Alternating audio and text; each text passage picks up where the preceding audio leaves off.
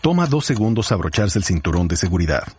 Juan no se tomó el tiempo para hacerlo, y por eso todavía se está recuperando de un choque automovilístico de hace años. Ricky no pensó que fuera importante, y su terapia física después del choque ha costado miles de dólares. Y Patricio no quería llegar tarde y ahora pasará semanas en el hospital. Abróchate el cinturón de seguridad. Son 2 segundos que pueden salvar tu vida. Abrochado o multado. Un mensaje de NHTSA. Era un joven inteligente, elocuente y apuesto candidato indiscutible al éxito. Era una especie de Cary Grant juvenil. Y sin embargo, en una orgía de sangre que se prolongó durante 5 años, llegó a asesinar brutalmente a más de 35 mujeres. A su juicio, la mejor forma de disfrutar del sexo era esposar a una mujer atractiva, aterrorizarla y convencerla de que iba a morir. Ted Bundy. Sure, I get angry.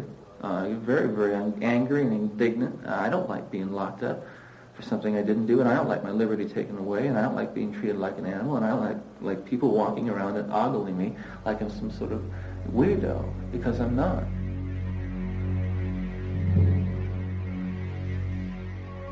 A las 7 de la mañana del 24 de enero de 1989, en la prisión estatal de Starke, en Florida, estaba prevista una ejecución que muchos dudaban que fuera a realizarse. Se trataba de la ejecución de Ted Bundy, el asesino en serie más famoso de Estados Unidos. Tras una demora de 10 años, Bundy fue condenado a la pena capital por asesinar en 1978 a Kimberly Leach, de 12 años de edad. Sin embargo, reconoció ser el autor de 30 muertes más en los estados de Washington, Oregón, Utah, Idaho y Colorado. Desde que fuera apresado por primera vez en 1976, Bundy se convertiría en todo un fenómeno mediático. Los Estados Unidos quedaron fascinados por la figura de Bundy, antiguo Boy Scout, estudiante de Derecho, militante de las Juventudes Republicanas y político de futuro prometedor en el ámbito local del estado de Washington. Nosotros le conocimos antes de que le acusaran y le detuvieran, y era una persona muy agradable. Era amigo nuestro. Nunca apreciamos nada raro ni anormal en él. Una vez encarcelado, no tardó en mofarse de la justicia, fugándose de 2 prisiones diferentes en el estado de Colorado. Tras ser detenido en Florida, ejerció su propia defensa legal ante la extasiada mirada de una legión de admiradoras que seguía todos sus pasos. Si las miraba, ellas se sonreían y se daban codazos unas a otras. Y yo pensaba, ¿es que no se darán cuenta de que si estuviera en libertad y se tropezara con ellas una noche, se convertirían automáticamente en víctimas suyas? Pero la habitual arrogancia de Bundy le abandonaba a medida que se iba aproximando a la sala de ejecuciones escoltado por 2 funcionarios. Parecía que se resignaba a su destino. Se quedó embobado mirando la silla eléctrica. En el exterior, unas 500 personas que esperaban impacientes la noticia de su muerte coreaban frases como «Achichárrate, Bundy».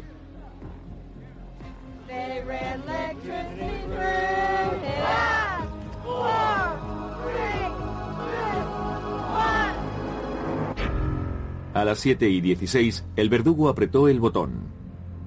2000 voltios recorrieron el cuerpo de Bundy. 60 segundos después, a uno de los peores asesinos en serie del mundo se le declaró oficialmente muerto.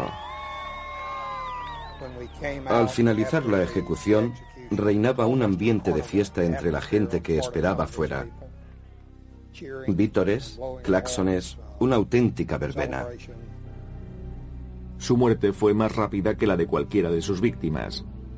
Se estima que asesinó a 35 mujeres, pero se llevó a la tumba los secretos de aquellas muertes. La policía sospechaba que la orgía de sangre comenzó en 1974, cuando Bundy tenía 28 años y estudiaba Derecho. Por aquel entonces vivía en Seattle, junto a la Universidad de Washington. Daba una impresión agradable. Se expresaba con corrección, elocuencia e inteligencia. Si tuviera que describirle, diría que es una especie de Cary Grant juvenil. Nadie era capaz de imaginar que aquel joven elegante y apuesto protagonizaría una serie de violaciones, torturas, mutilaciones y muertes que conmocionarían al mundo entero.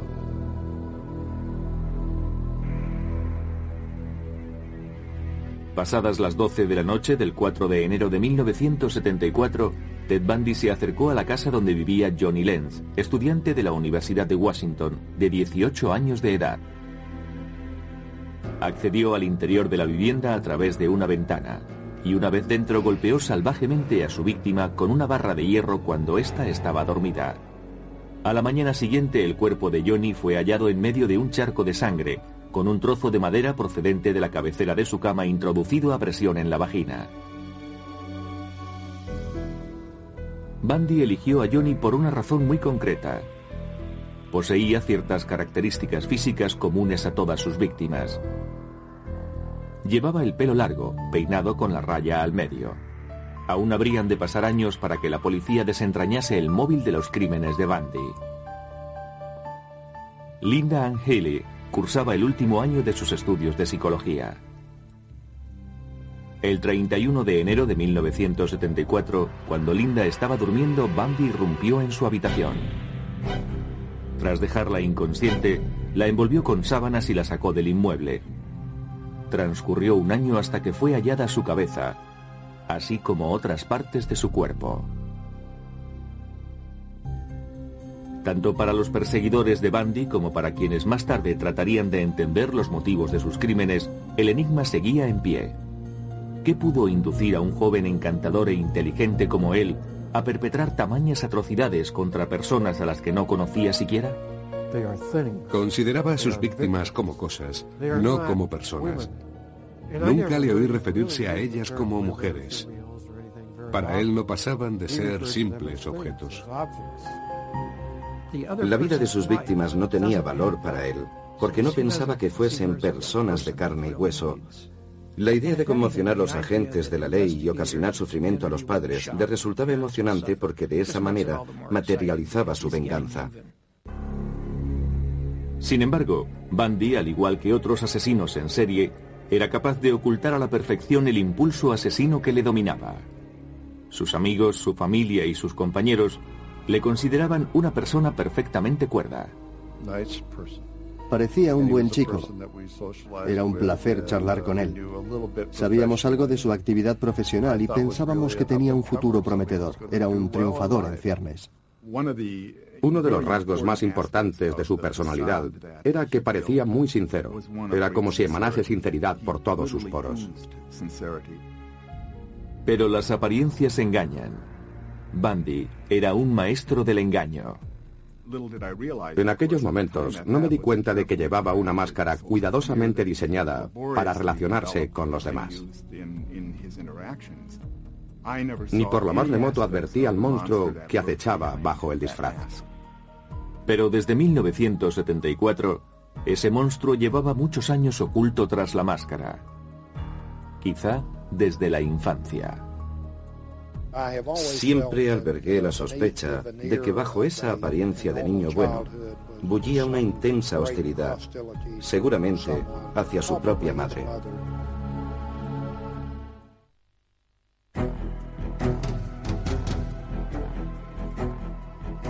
La versión policial es que en 1974, en la ciudad de Seattle, Ted Bundy dio comienzo a una oleada de espeluznantes crímenes que se prolongó durante más de 5 años a lo largo y ancho de Oregón, Utah, Idaho, Colorado y Florida. Su sadismo acabó con la vida de al menos 35 muchachas. Al ser detenido en 1976, una de sus defensoras más tenaces resultó ser su madre, Louise Bundy. Permaneció al lado de su hijo hasta que fue finalmente ejecutado en 1989. My Christian upbringing tells me that to take another's life under any circumstances is wrong. And I don't believe the state of Florida is above the laws of God. Louise es una mujer entrañable. No quiso aceptar los hechos hasta la noche de la ejecución, en que Ted se lo confesó todo. Hay expertos que opinan que el origen de la locura de Bundy estuvo en su infancia. Fue bautizado Theodore Robert Cowell el 24 de noviembre de 1946 en Burlington, estado de Vermont. Su madre, Eleanor Louise Cowell, era soltera y trabajaba como dependienta en unos grandes almacenes de Filadelfia hasta que decidió desplazarse a Vermont para dar a luz a su hijo. Un hijo tenido, por tanto, fuera del matrimonio. Ted era hijo natural. Nació en un albergue para madres solteras. Su madre debía de tener entonces unos 23 años, más o menos. Poco después del nacimiento de Ted, Eleanor volvió con él a Filadelfia, donde dio comienzo una patética farsa. Ted crecería convencido de que sus abuelos eran sus padres, y Eleanor, su hermana mayor. Pero desde muy niño Ted sospechaba que aquello era mentira. Y ese no era el único problema. La madre de Eleanor tenía un amplio historial de depresiones nerviosas, sufría ataques de pánico y hubo de ser tratada mediante electroshock. El padre de Eleanor, Samuel Cowell, era por otro lado un hombre sumamente agresivo y violento. Sam Cowell era adicto a la pornografía y tenía impulsos homicidas. Si sus hijas no se despertaban a tiempo por las mañanas, las tiraba escaleras abajo. Siendo adolescente, a Ted le inquietaba el equívoco vínculo familiar con su madre. De hecho, desde los 3 años de edad, mostraba señales de inadaptación al entorno. Ted tenía una tía muy joven que un día se despertó de la siesta rodeada de cuchillos apuntando hacia ella. Ted los había cogido del cajón de la cocina. Los había colocado todos con la punta hacia ella. Su madre, preocupada por la conducta del niño y harta de la tiranía de su propio padre, se marchó con Ted a vivir a Tacoma, en el estado de Washington, muy cerca de un tío suyo, de nombre Jack Cowell. Años después, Ted afirmaría que abandonar a Sam, el hombre a quien creía su padre, le dejó desolado. En Tacoma, Eleanor Louise dejó de utilizar su nombre compuesto y se hacía llamar simplemente Louise. Trabajó de secretaria en el consejo eclesial. Una tarde conoció a John Culpeper Bundy, cocinero de hospital. Un año después contrajeron matrimonio y su hijo recibió por fin el apellido que llevaría durante el resto de su vida, Bundy. Sin embargo, Ted nunca aceptaría a John. La relación con su padrastro fue siempre conflictiva. Ted le despreciaba por ser de baja extracción social. A pesar de su nuevo apellido, Ted seguía considerándose un Cowell y estrechó lazos con su tío abuelo Jack, profesor de música de la Universidad de Puget Sound de Washington y hombre de gran erudición. Ted quería ser como él. Para Ted era muy importante sentirse especial, obtener reconocimiento de una forma u otra. Durante los 10 años siguientes, Louise y John aumentaron la familia en 4 miembros, 2 niños y 2 niñas. Para Ted eran tan ajenos como su padrastro. John tenía un grupo de Boy Scouts, pero Ted jamás los acompañaba de acampada. Era como si quisiera desentenderse de cualquier tipo de relación con su padrastro. Y si en su propia casa no encajaba, en el colegio menos aún. Sus compañeros de primaria y secundaria le tildaban de tímido en extremo. Tartamudeaba y no salía con chicas. Su único contacto con chicas se daba en esas fiestas donde ellas tomaban la iniciativa de sacar a bailar al varón. La personalidad secreta de Ted Bundy comenzaba a emerger. Se consideraba por encima de la ley. A los 15 años era un consumado ladronzuelo y se le consideraba sospechoso de 2 asaltos domiciliarios. Su tremendo narcisismo, la habilidad para despistar a la policía y la tendencia a burlarse de la autoridad, unidas a su pericia como ladrón, contribuyeron a reforzar su desmedida autoestima y la convicción de que tenía derecho a hacer cuanto se le antojase. Su relación con las mujeres también cambió. Se convirtió en un mirón que por las noches espiaba a las chicas en sus cuartos. Y lo que es más, existen fundadas sospechas de que a los 15 años ya era un asesino. Ted repartía periódicos por las mañanas. Un día, haciendo la ruta, se encontró con una niña que se llamaba Anne-Marie Burr. Anne-Marie tenía 8 años. Ted conocía a Anne-Marie de cuando ella iba a dar clases de piano con su tío abuelo Jack. El 31 de agosto de 1961, Anne-Marie desapareció de su domicilio. Eran los días en que se instalaba la televisión por cable en el tejado de las casas y había que dejar una ventana semiabierta para que pasara el cable. La puerta principal también estaba entreabierta. La niña desapareció. La búsqueda de Anne-Marie reunió a 800 soldados, amén de policías y voluntarios. Todo fue en vano. Nadie pensó que Ted pudiera estar involucrado en la muerte de la niña. Yo siempre pensé que Anne-Marie fue su primera víctima. Y aún habría muchas más. A mediados de los 60, Ted Bundy cursaba estudios en la escuela de secundaria Woodrow Wilson de Tacoma, estado de Washington. A pesar de ser despierto, apuesto y simpático, sus compañeros, y en especial las chicas, le consideraban desagradable. En su manera de enfrentarse a las relaciones sociales, había un defecto de fondo que le impedía establecer vínculos sinceros, de ahí su confusión. El colegio y sus aulas eran para él un campo de experimentación en el que ponía a prueba su habilidad verbal y donde trataba de manipular en su favor al profesorado. En 1965 finalizó sus estudios preuniversitarios con la calificación de notable. El año siguiente se matriculó en la Universidad de Puget Sound, pero en el campus se sentía anónimo y desorientado. Teddy notaba que no encajaba. Allí adoptó su fachada de distinción y sofisticación. En 1967, continuando con su farsa, Ted solicitó el traslado al aula de cultura asiática de la Universidad de Washington, donde estudió chino. Comenzó a fraguar su nueva personalidad. El Ted del pasado había sido tímido y retraído. El actual iba a ser ingenioso, atractivo y seguro de sí mismo. La farsa resultó ser provechosa. En la universidad conoció a Stephanie Brooks. Le impresionó particularmente su media melena con la raya al medio. Era de buena familia, sofisticada y afable. Justo lo que Ted ansiaba ser. Ted se dijo, es perfecta, guapa y rica. Creo que la quería bastante, dentro de sus posibilidades. Permanecieron juntos durante un año. Era la primera vez que Ted tenía una relación íntima con una mujer. Se había enamorado de ella. Pero para Stephanie eran solo novios de universidad, sin ningún futuro como pareja. Consideraba inmaduro a Ted. Ted estaba obsesionado por ella, pero Stephanie le dijo que el romance había acabado.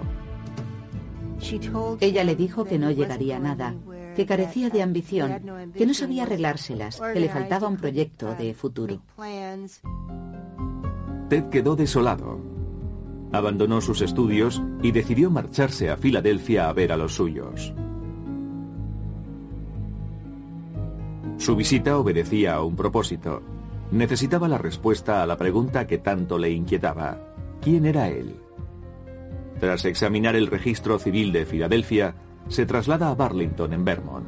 En el ayuntamiento confirmó sus antiguas sospechas. Descubrió que su madre era en realidad la mujer que se había estado haciendo pasar por su hermana mayor. Debe ser tremendo descubrir que los auténticos orígenes de uno no tienen nada que ver con lo que siempre había creído.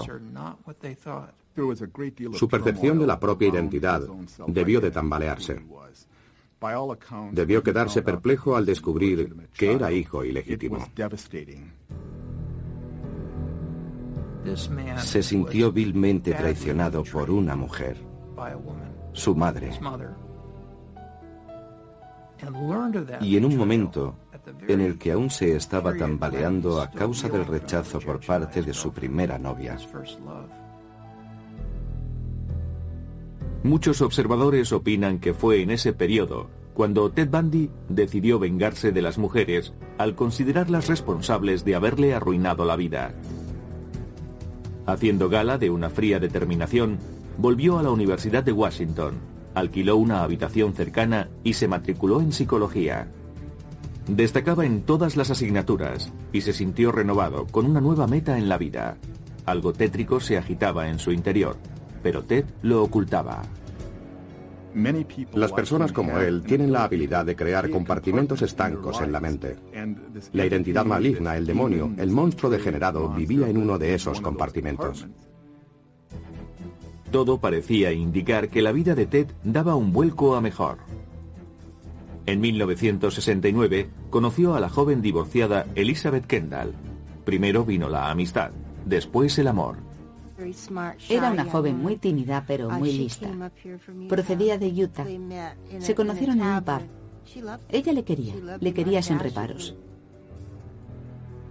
La relación con Elizabeth pareció serenar a Ted, pero dentro de sí ardía en deseos de venganza.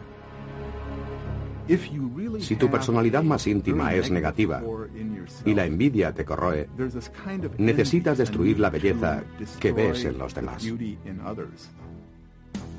Y la primera de la lista era Stephanie Brooks. Aún se veían en secreto porque Ted albergaba la esperanza de enamorarla de nuevo, para después rechazarla y despreciarla como ella hizo con él. Para crearse una imagen de hombre respetable, se dedicó a la política activa, participando en la campaña de reelección del gobernador. Yo le consideraba inteligente. Se le daba bien la política y era muy afable. En 1971, a la edad de 25 años, Bundy dedicaba su tiempo libre a disuadir a los suicidas en el teléfono de la Esperanza de Seattle. A su lado trabajaba la futura escritora, Anne Rule. Era cariñoso y se le daba bien conversar por teléfono. Resulta paradójico que salvásemos tantas vidas juntos. Si en ese momento alguien me hubiera dicho lo que se escondía tras una fachada tan gentil, le hubiese contestado que estaba loco. Además, trabajábamos los dos solos en un caserón victoriano de 4 pisos que recordaba el de la película Psicosis. Yo no percibía ninguna amenaza en Ted Bundy. En 1972, Stephanie, la primera novia de Ted, seguía siendo protagonista de sus anhelos. Durante un viaje de trabajo a San Francisco, se reunió con ella. El nuevo Ted Bundy la dejó sin aliento. Se enamoró locamente de él y accedió a casarse. En cuanto ella asintió, él la rechazó con desprecio. 2 días después, el 4 de enero de 1974, Ted Bundy iniciaría una larga serie de brutales asesinatos que se prolongaría durante 5 años, ante el espanto de todo el país. La mayoría de sus víctimas compartían una característica. Sus víctimas predilectas eran mujeres de mediana estatura, de pelo largo y peinado con la raya en medio, bastante agraciadas físicamente. Todas se parecían a Stephanie Brooks.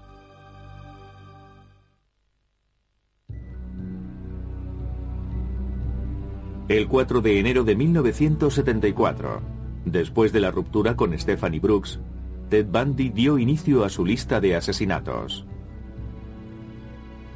Durante los 6 meses siguientes, 8 mujeres desaparecieron de los campus universitarios de Washington, Utah y Oregón. Estoy seguro que estaba a las 24 horas del día buscando víctimas. A algunas las elegía y las acechaba. Otras simplemente se le ponían a tiro. Sus 2 primeras víctimas eran estudiantes de la Universidad de Washington. La gente prefería creer que era alguien ajeno a la comunidad, un forastero degenerado que visitaba el campus. No podíamos imaginar que se trataba de alguien que estaba tan cerca de nosotros. Ni siquiera la novia de Ted, Elizabeth Kendall, le conocía bien. Entre los meses de febrero y junio, Carol Valenzuela, Nancy Wilcox, Donna Manson, Susan Rancourt, Brenda Ball y Roberta Parks desaparecieron. Nadie relacionó ninguno de los casos al haber ocurrido en estados distintos y por tanto en jurisdicciones policiales diferentes. Era un auténtico misterio. ¿Cómo podían desaparecer todas aquellas muchachas? Una chica recorría 50 metros para ir de una facultad a otra y de repente, ¡zas!, ni rastro de ella. ¿Cómo podían ocurrir esas cosas? Se llamaba Georgina Hawkins. Años más tarde, Bundy desvelaría el perverso método que utilizaba para atraer a sus víctimas.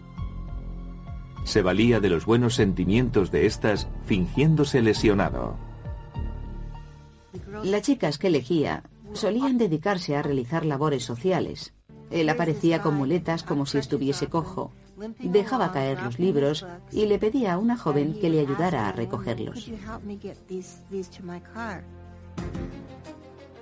Ese fue el ardid que utilizó con Georgina Hawkins. Cuando ella se inclinó para meter los libros en el coche de Bundy, este la golpeó con una herramienta metálica que llevaba escondida. La golpeó en la cabeza y la introdujo en el auto. Siempre las maniataba, ya fuera con tiras de tela o de cuero, o las esposaba. Había extraído el asiento trasero al coche de modo que podía llevarlas tumbadas sin que nadie sospechase nada. Bundy llevaba a sus víctimas a los bosques de Seattle. Si habían sobrevivido al primer ataque, abusaba sexualmente de ellas. A su juicio, la mejor forma de disfrutar del sexo era esposar a una mujer atractiva, aterrorizarla y convencerla de que iba a morir. Mientras esperaba su propia ejecución, se le preguntó qué se sentía al matar a una persona. Y contestó que asesinar no tiene nada que ver con la lujuria ni con la violencia, sino con la posesión. Cuando sientes que la víctima exhala su último aliento, la miras a los ojos. En ese instante, eres Dios. Cuando terminaba, se deshacía de los cadáveres en el bosque para volver más adelante. Volvía una y otra vez a la escena del crimen, no solo para eliminar pruebas y esas cosas, sino para ensañarse con los cadáveres. Sospechamos que en cierta ocasión se llevó un cadáver a casa porque la víctima en cuestión estaba maquillada de una manera totalmente inusual en ella. Bundy maquilló a la muchacha muerta para hacerla más atractiva, aunque en realidad le daba igual porque también profanaba sexualmente cadáveres en descomposición. Los psiquiatras que estudiaron a Bundy le consideraron un caso único, pues aunaba dos tipos de aberración al mismo tiempo. Era sádico y a la vez necrófilo. Entre las características comunes a ambas perversiones destaca la falta de sentimiento de culpa y la voluntad expresa de hacer daño a otros para obtener placer sexual. No hay mucho más que añadir. Bundy se había convertido en un asesino consumado con 8 víctimas en su haber.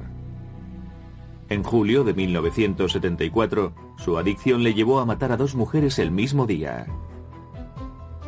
Era domingo por la tarde. Hacía mucho calor, más de 30 grados, y eso no es normal en Seattle. La gente se congregaba en el parque estatal del lago Sammamish.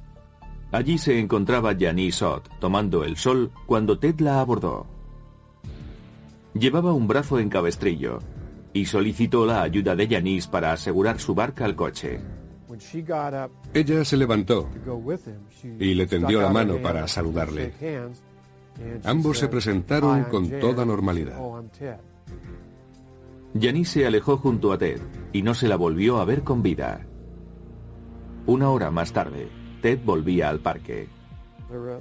Lo intentó con 4 o 5 mujeres más por lo menos entre la 1 de la tarde y las 4:30 aproximadamente.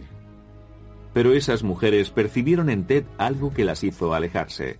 Denise Nasland no tuvo tanta suerte. Sobre las 5 de la tarde se encaminó a los urinarios del parque. Denise estaba con su novio y otra pareja. Se fue al servicio con su perro. El animal regresó, ella no. Pero hubo testigos de la desaparición de Janice y Denise, gente que había reparado en el misterioso Ted. Y gracias a sus descripciones, se pudo poner en circulación un retrato robot del presunto asesino. La policía recibió 3.500 llamadas y se elaboró una relación de sospechosos, todos de nombre Ted. Bundy figuraba en la lista. Salió a colación un nombre, Ted, pero ni se me ocurrió pensar en él. Aquello era obra de un monstruo. Entre 1973 y 1974, el monstruo había sido funcionario de la Administración de Justicia de King County, para quien redactó un informe sobre el delito de violación y las víctimas del mismo. Esto le brindaba la posibilidad de conocer de primera mano las medidas que la policía pensaba adoptar para apresarle. En octubre de 1974 se hallaron 5 cadáveres más, pero la mayoría presentaba avanzadas señales de descomposición, y en algunos casos no eran más que un montón de huesos. Bundy había desaparecido sin dejar pistas que le pudieran comprometer. 2 meses antes se había matriculado en la Facultad de Derecho de la Universidad de Utah, pero eso no consiguió atemperar su sed de sangre. Cuando yo conocí a Ted Bundy no era un asesino, pero puede que empezara a matar una hora después. Eso es lo más terrible. Aunque su disfraz seguía transmitiendo encanto y sinceridad, su verdadera personalidad estaba a punto de salir a la luz. Una de sus víctimas logró escapar y posteriormente le identificó.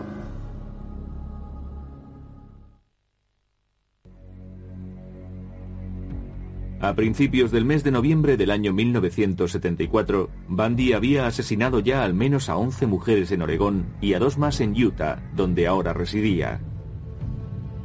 Paralelamente estudiaba Derecho en la Universidad de Utah. De no haber sido por la obsesión de matar, seguro que hubiera llegado a ser un brillante abogado. Los asesinos en serie matan por adicción, y siempre se convierte uno en adicto de la misma manera. Se prueba la droga por curiosidad y se acaba por no poder pasar sin ella. En este caso, su droga era matar. Pero Bundy iba a cometer el primer error. El 8 de noviembre trató de secuestrar en un centro comercial a Carol DeRonch, de 19 años de edad, haciéndose pasar por policía. Le dijo que habían intentado robarle el coche y él le ofreció ayuda. Una vez en el interior del vehículo intentó esposarla, pero Carol repelió la agresión, consiguió salir del automóvil y huyó. Al fin contábamos con una superviviente que describía con toda claridad al secuestrador y que aportaba pruebas de primera mano, pues estaba esposada. Pero la policía ignoraba todavía la identidad del agresor, y Bundy dominaba el arte del disfraz. Cambiaba de fisonomía constantemente. A veces llevaba barba, otras veces melena lacia, otras el pelo rapado. Creo que cambiaba de apariencia con cada víctima. A principios de 1975, Bundy amplió su radio de acción a Utah, Idaho y Colorado. Mató a 8 mujeres entre enero y agosto, pero no existía relación aparente entre los crímenes. Desde julio de 1974, la lista de la policía había quedado reducida a 200 individuos llamados Ted. Bundy figuraba entre los 200, pero nadie sospechaba abiertamente del estudiante de Derecho. Se empieza a vertir un denominador común en todas las desapariciones. Los asesinatos presentan el mismo patrón. La suerte estaba a punto de abandonar a Ted Bundy. En Utah, el 15 de agosto, un policía de tráfico le ordena que se detenga por conducir de manera imprudente y procede a registrar el vehículo. El agente encuentra entonces una bolsa que contiene una barra de hierro, unas esposas y un pasamontañas. Llevaba el Museo de los Horrores a cuestas. Bundy es detenido inmediatamente bajo sospecha de asalto. Más tarde se le intervendrían mapas y tickets de gasolinera que le relacionaban con los escenarios de los crímenes de Colorado. Como colofón, Carol DeRonch le identifica como su agresor. Nos quedamos de piedra, no nos lo podíamos creer. Nos pusimos de su lado e incluso decidimos reunir dinero para su defensa. No nos lo podíamos creer, no podía ser él. El 23 de febrero de 1976, Bundy es procesado por sus asesinatos. Durante el juicio está convencido de que será declarado inocente. Pero en el estrado, Carol DeRonge relató los terribles momentos que había pasado junto a Bundy y lo identificó como su agresor. Fue declarado culpable y condenado a 15 años de prisión. Durante su reclusión continuaron las pesquisas y se le relacionó con el asesinato de Karen Campbell en Colorado. Pero Bundy continuaba impertérrito a pesar de verse convertido en acontecimiento mediático. Have you ever physically harmed anyone? Ever physically harmed anyone? No. No. You know, again, not in the context of things that you're speaking of. Ed estaba tan seguro de sí mismo que rayaba en la arrogancia. Y eso que le acusaban de asesinato. En abril de 1977 se le traslada a Colorado en espera de juicio. Bundy despidió a sus abogados y consiguió permiso para defenderse a sí mismo ante el tribunal. Bundy confiaba ciegamente en su inteligencia y en su habilidad para manipular y derrotar al sistema judicial. Aunque eso significara evitar la vista. 2 meses más tarde, saltó por la ventana de la biblioteca del juzgado, situada en un segundo piso, y se dio a la fuga. Fue apresado 6 días después, pero no permanecería preso mucho tiempo. I've matured in the past year.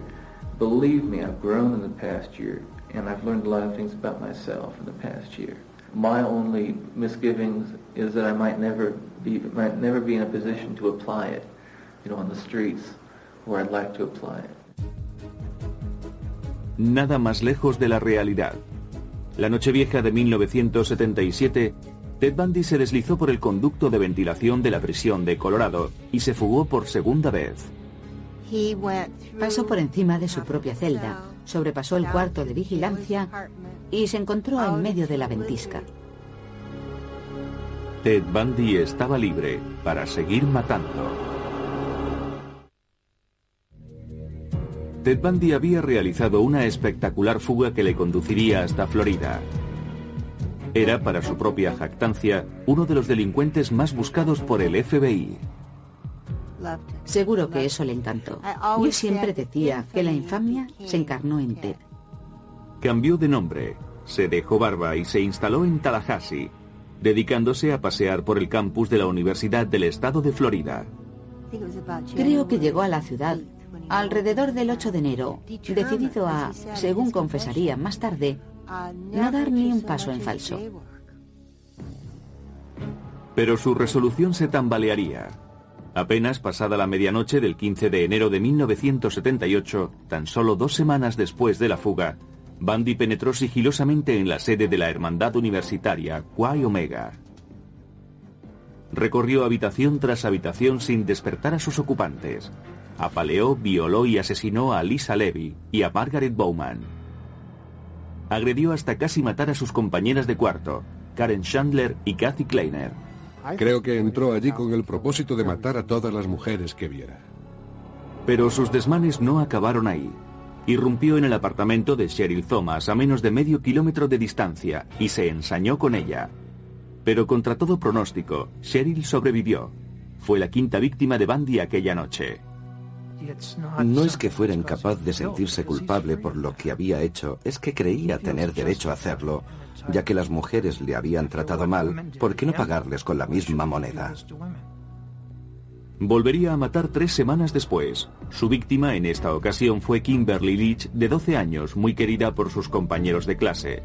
Kimberly fue secuestrada, brutalmente agredida y asesinada. Sin embargo, el reinado de terror de Bundy se acercaba a su fin. El 15 de enero de 1978, un policía da el alto a un Volkswagen, cuyo robo había sido denunciado. Ted intentó escapar corriendo. Forcejeó con el agente, el cual llegó a disparar su arma. Al final, el policía logró reducirle. Bundy fue otra vez detenido e identificado. En los meses siguientes se lograron reunir pruebas que incriminaban a Bundy tanto por los hechos acaecidos en la sede de la Hermandad Universitaria como por el asesinato de Kimberly Leach. Otros estados solicitaron su extradición, pero la primera vista se celebraría en Florida el 7 de julio de 1979. You going to represent yourself or you going to get another attorney? I'm staying with the man I know best right now, and that's me. Bundy realizó su propia defensa en el juicio por los asesinatos de la hermandad Chi Omega. Tomó declaración a los testigos e hizo las exposiciones pertinentes. Yo actué con un criterio estrictamente profesional. Pero en el momento de interrogar a un agente de policía acerca de la escena del crimen, los miembros del jurado atisbaron horrorizados al auténtico Ted Bundy. Cuando se acercó a las personas que componían el jurado, éstas se reclinaron en el asiento. Le pidió a la gente que describiera con todo lujo de detalles lo que vio al apartar las sábanas. En ese momento, a ninguna de las personas de la sala o que seguían la vista por televisión, a nadie le quedó ninguna duda de que lo que ese hombre quería era revivir sus atrocidades. 2 semanas después, Bundy fue condenado a la pena máxima por los asesinatos de Lisa Levy y Margaret Bowman. En enero de 1980, Bundy fue juzgado por el asesinato de Kimberly Leach. Una vez más, fue sentenciado a muerte. Pero la ejecución se demoraría por algún tiempo. Durante los 9 años posteriores, Bundy apeló en numerosas ocasiones y engañó a la muerte utilizando subterfugios de última hora ante la inminente ejecución de la sentencia. Pero al fin, tras incontables apelaciones, se fijó la fecha de su ejecución para enero de 1989. Con objeto de retrasar la ejecución, propuso a las autoridades su colaboración en el esclarecimiento de casos aún no resueltos que también le eran atribuibles. Comenzó a dar información con cuentagotas para captar la atención de los investigadores. Después les decía que necesitaba más tiempo, que no aguantaba más, que tenían que convencer a las autoridades de Florida de que le concedieran más tiempo para que pudiese facilitar más detalles.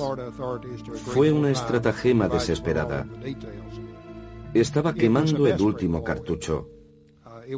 Sin embargo, estoy seguro de que Bundy, hasta la misma mañana de su ejecución, se creyó capaz de retrasar lo inevitable.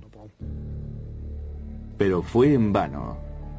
El 24 de enero de 1989, a la edad de 41 años, Ted Bundy, el joven elocuente y apuesto, capaz de alcanzar cualquier meta, que decidió, sin embargo, dar rienda suelta a sus monstruosos instintos asesinos, fue ejecutado en la silla eléctrica. El meollo del asunto es cómo recordar no a Ted Bundy, sino a aquellas muchachas en la flor de la vida, con apenas 19 o 20 años. El mundo era de ellas, y el futuro también. ¿Cuántas familias quedaron desmembradas y hundidas en la tragedia? Desgraciadamente todos recordamos a Ted Bundy. Yo preferiría recordar a aquellas chicas.